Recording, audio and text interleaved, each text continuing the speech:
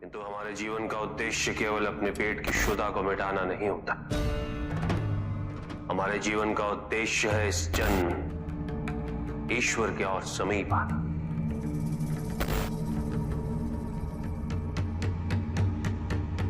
और ये केवल आत्मा के विकास से ही संभव है। और आत्मा का विकास केवल चिंतन, मनन, संगीत और सत्संग से ही संभव होता है।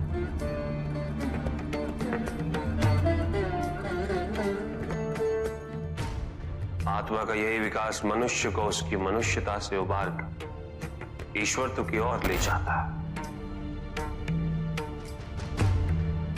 इसलिए केवल यह सोचना कि जो परिश्रम नहीं कर रहे वो आलसी,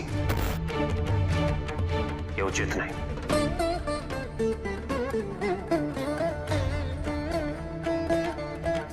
तुम ये कैसे भूल गए कि स्वयं शक्तिशाली बनने हेतु, वरदान प्राप्त करने हेतु तुमने पार्वती की तपस्या की।